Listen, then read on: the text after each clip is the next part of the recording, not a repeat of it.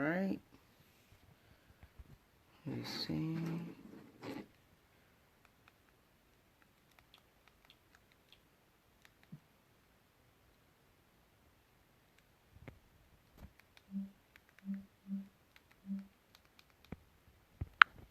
One second.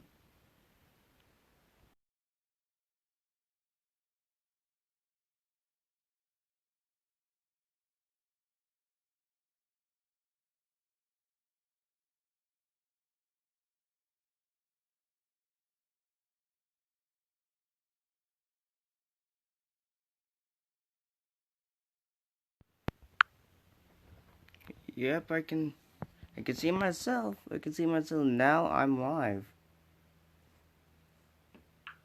No, I'm live. So. Yep, I can see myself. I can see myself now. I'm live. So. No, I'm live. So. So. Yeah.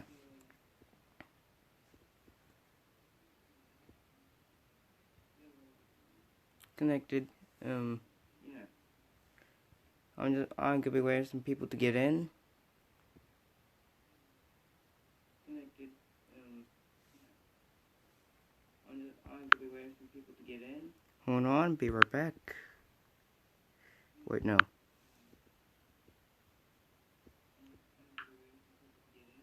Hold on, be right back. Wait, no.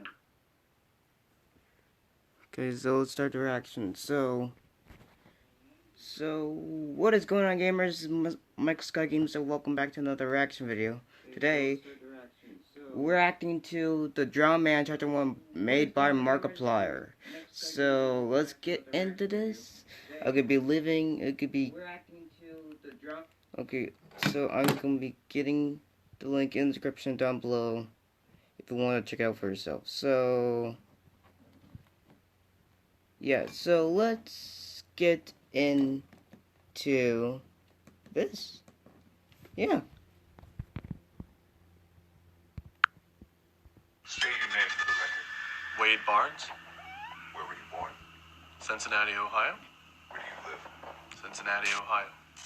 How long has the demon been plaguing you? Demon, spirit, poltergeist. Whatever it was, it all started 2018, sometime late February, and it was almost exactly midnight. Molly and I were pulling into the driveway after 27 hours of being on airplanes, and we were just so excited to get home. And as we pulled in the driveway and the clock struck 12, we noticed our front door on the ground in front of the house, laying on the sidewalk. Water. Once the bringer of life, now the bringer of death. And the recipient of this cruel fate, a man by the name of George Wade Barnes. A simple man with simple dreams, but not a simple fate. For whether by his own volition or by the cruel hand of fate, a demon of aquatic nature has entered into his home. Oh, God. And now we must tell the story. But it's very important for you to know that every word of this story is true. This all happened. And it all happened to one very unlucky individual. This is the story of the drowned man. Wow, that's one heck of We were an so intro. tired, our first thought was, we'll deal with it tomorrow. So we went to sleep and just hoped that we were safe. Our best guess as to what happened, I mean, we had a lot of thoughts cross our minds. Did someone try to break into the house? Did the wood just rot away? But our biggest suspicion was that it was a storm. So, I mean, after the front door, we didn't get it fixed right away. We still don't fully have it fixed. But the rest of the year, we had a couple things crop up that week, that month. As the summer progressed into fall, the stopper in the sink didn't work.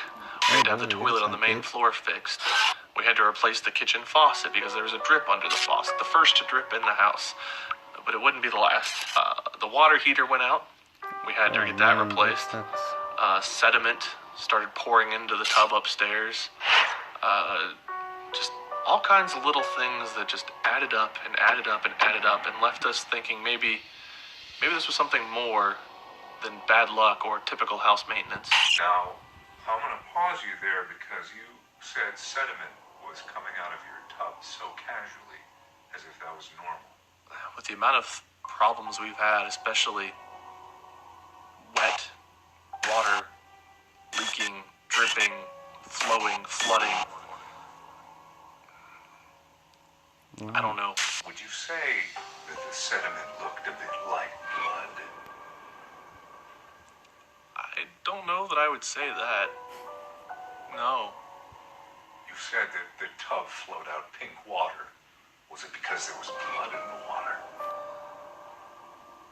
I think it was a bath bomb, but I mean, I can't rule it out.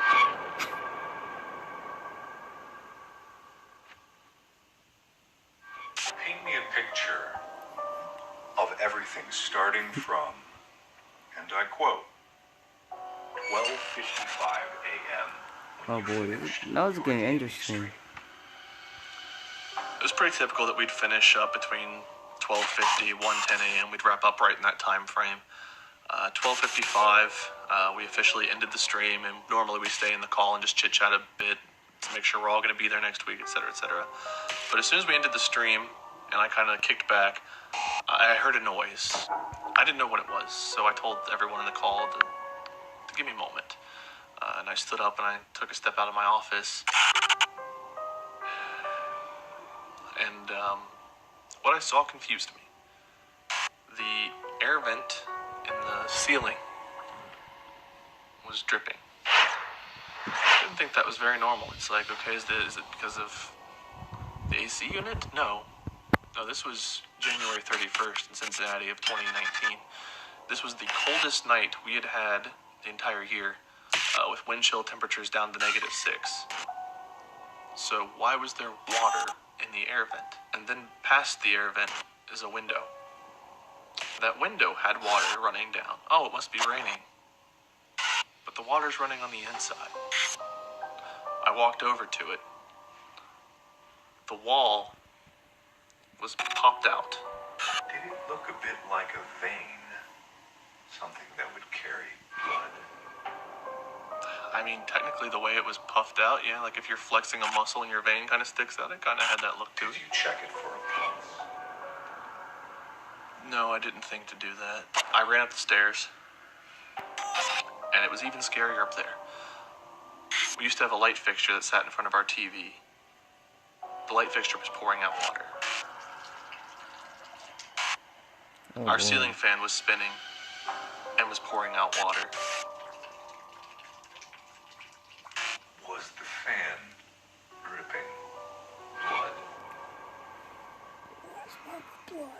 I can't say I stared at what the fan was dripping out, but if I had to make a guess, I would say it was probably water. Our coffee table was covered in water, our floor was soaked in water, and then I remembered that Molly had told me she was going to take a bath that night. And everything froze, and my heart dropped. And the only thought I had was that my wife had drowned. The tub was overflowing, and I had to go stop the tub, and I was going to have to figure out how to deal with losing my wife. And I panicked. I screamed her name. I ran up those stairs faster than I think I ever have or ever will again. And I ran into the bedroom, and I looked in the bathroom, preparing myself for the worst.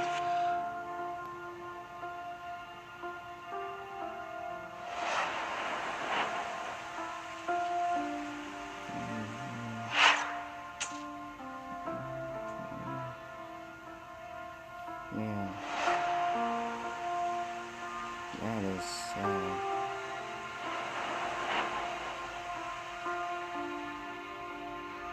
That's sad. And thankfully, she was standing there with headphones in her ears. She was watching a live stream on her phone or iPad. But the tub was draining. The shower had pink water rising. And then the panic of thinking that something had happened to Molly went away. But then the panic of trying to save our house began.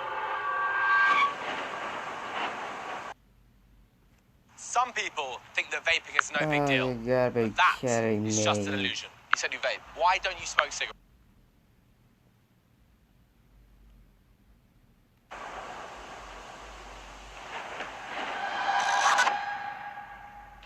This place. I can feel it. Something bad happened here, didn't it? Especially from this area here. I'm getting the sense that someone tried so hard and yet everything fell apart around them. Does this still have something to do with the house and the ghosts? Yes, but maybe I'm getting ahead of myself. Hello, I'm Mark. Nice to meet you. How'd you get in? The door was open. It was kind of on the ground. Anyway, ghosts. Yeah. Okay. I hear you have a haunting. I wouldn't say that it's... Shut up. Is this where it started? Yeah, I was sitting right here whenever I heard the noise that ended up being the dripping. This chair has no lumbar support. Anyway, what did you hear? It sounded like the plastic ruffling around, like maybe the cat was down here playing with the plastic. But what was it really? Did you investigate? Yeah. Yeah. Show me. Reenact it. Relive it. I'm sorry if it pains you. Okay, More pain. this air vent just had water flowing from it. There's plastic here, and the water was just dripping onto the plastic and seeping into the floor. Water. The window there had water pouring down. The window had water. You know what? There's water inside of it. Ice. Blood. You can smell it. Turn out the light. Kill it now. The light. It's on. There we go. Can you feel it? A little chilly. But it's the middle of summer. Why would it be so chilly? We're In the middle of summer. a basement with air conditioning on. No. Something unnatural happened here. So at this point, Oh, wow. we knew we had to mitigate the damage. We had to stop whatever was happening to the best we could. So we grabbed this is towels 17 from minutes, guys. the bathroom. We grabbed towels from the laundry room. We grabbed blankets. We grabbed anything we could find to help soak up water. We stopped the tub from draining. We tried to soak up the water on the floor in the bathroom. We tried to catch the water pouring out in the basement. We tried to dry off the window. But it seemed like no matter what we would do, the water would not stop. If I had a light on, I'd be able to see a little bit better, but You don't need to see, you need to feel. we still have a crack because they didn't replace the drywall down here. So I think it's right above me, but I can't see it. Turn the light on. All right. Thank you. Oh, I see it. Yeah, there's a Oh, wow. line right here. Yeah, why? You didn't get it fixed by professionals, did you? I sense more bad drywall here. More water damage. More water. Hopefully, this was the other drywall ended up being replaced. Show me. Third time. Oh. Want this light on? No, turn it off. Save energy. Look, there's a light on in your office. You're just gonna leave it on. Oh, no, I'll turn it off. No, I got it. I thought I've got it. The computer's on there too. I was working right before you, but You know how much energy people waste every year? For no reason. Why was this light on here when we came down here? so we could see to go back. Oh, that was so... Never mind. People were still on that. The ceiling fan was pouring, the light fixture was pouring, and while the water was being caught, I was on the phone for 2 or 3 hours trying to get somebody to help. There was nobody. The plumbers told me they could be there within an hour, hour and a half, but it took much longer, and all the while we sat there watching our lives washed and drowned away. Ceiling in here, basically, There was water here. yeah, that's what I was saying. There was water right here. Rivers of it. Yeah, the fan, and there used to be a light fixture that sat right here, poured out water here, all over the floor, poured out water from the fan. What happens when water suddenly gushes from places it shouldn't gush? It gets things wet. You're Damages else? It destroys stuff that's not meant to be wet. No. It means a baby's on the way. Are we done? I need to talk to my wife. I'm thinking that your house is a gateway for some greater evil to be born into this world. Oh, thank God. I thought you were telling me my wife was pregnant. Greater evil? I mean, I can't rule that out. Greater evil also doesn't sound good, though. That's like the second worst thing you could have told me. The worst thing would be a baby? Not I mean, right now, cancer? the house cost a lot to fix. Nuclear I couldn't- war? I wanted to pay for Climate that. change? That doesn't bother you? I feel like we do pay for that. Is that in our taxes? You don't need to keep paying to solve problems. Some problems are solved by not paying. You're not going to charge me anything for this, are you? Of course I am. So you shut off the main water line, and water was still pouring. Yeah, that told me that, it sounds stupid, but that told me that either it was a drainage pipe or something unexplainable was going on. Now, all things considered, this seems like something that could happen to anybody. Everyone's had a pipe burst in their house. Everybody's had some leak somewhere. Everybody's had a tub overflow. Despite all the weirdness, this seems fairly normal. And that's what we thought, too. We thought everything was normal, and this was just a horrible accident. Again, it was -6 degrees wind chill outside. Maybe one of the pipes burst that was trying to drain the water from the tub, and that didn't explain the water coming back out through the shower. The next best thought we had, and the plumber that eventually showed up, not at 3 a.m., not at 4 a.m., not at 5, not at 6, but after 7 in the morning, when the plumber finally got there and the ceiling fan had quit dripping, but not the light. The light still poured. When he cut the holes in the ceiling in the basement, the holes in the walls, and he got into those pipes and he did his best assessment, what he could tell me was, your house is wet and we don't know why. So at the very least, the only thing that got resolved that night was the water finally stopped pouring out of the ceiling, but the plumber couldn't tell us what happened. So the next day, after 3 hours of sleep, I got up and called another plumber, who came out after an hour or two, and he found another place to cut a hole in the wall in the basement, took one of those snakes with a camera on the end and put it in the pipe, went all the way up to the T-junction that connects the shower and the tub, all the way down from the pipe to the sewage line, and found nothing. No sign of it freezing, no sign of it clogging, no sign of it being dirty. This is where they put the snake in. They went all the way up to check the T-junction pipe where those two connected, and then all the way back down to where this drains into the sewer. Called another plumber. He came in, put a snake up the pipe, put a snake down the pipe, all the way up to where the shower and the tub are, all the way down to the sewage line, pulled the thing back out, and basically looked at us and said, no sign of a clog, no sign that it was frozen. Something went wrong, but I don't know what. At that point, I wasn't thinking of what could possibly be haunting the house. I was just thinking of saving it. Did you save him? I don't know. You would think that his story would end there, but no. Just because people didn't know what the problem was didn't mean that the problem wouldn't continue. Not for mere weeks, not for mere months, but nearly a year. A year of suffering at the cruel hand of fate. A watery demise to be buried in a watery grave. And so Wade suffered. And he suffered. And he suffered. And just when he thought he could suffer no more, fate learned to be even more cruel.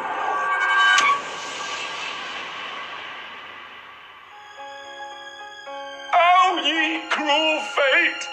Won't you have mercy on this poor man's soul? Nay, fate says. Fate does not smile unless it is a cruel smile. And you may be asking yourself, how can I help this poor man in this incredibly unbelievable and yet entirely true story? How can I alleviate some of this suffering? Well, you can't. But But what you can do is immortalize the suffering forever in this commemorative t-shirt design, showcasing his peak moment of suffering right here, so that you can wear it upon your body and cherish the deep, delectable memories. And in all fairness, all proceeds from this will not go to me, even though I probably deserve it. The proceeds will go to the man who suffers. So if you would like to support Mr. Wade Barnes in his moment of despair, why not consider buying this commemorative t-shirt that's only available for a limited amount of time and in limited quantity. Act fast. It may already be washed away.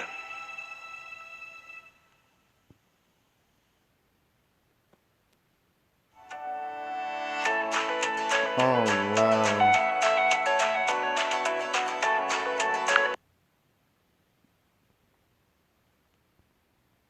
Well, that was cool. That was so cool. I love that. Man, I already watched chapter 2 off camera, and I'll be doing reaction on chapter 2 because the story is so interesting. I love it, Markiplier. I love your film universe. Keep up the good work. So thank you everybody so much for watching. Check out Markiplier's channel. I'll be leaving his link in the description down below if you want to check it out for yourself, along with the Markiplier's video and the t-shirt design and the t-shirt design and the link in the description. So thank you everyone so much for watching. As always, I'll see you guys later. Until next time, gamers unite.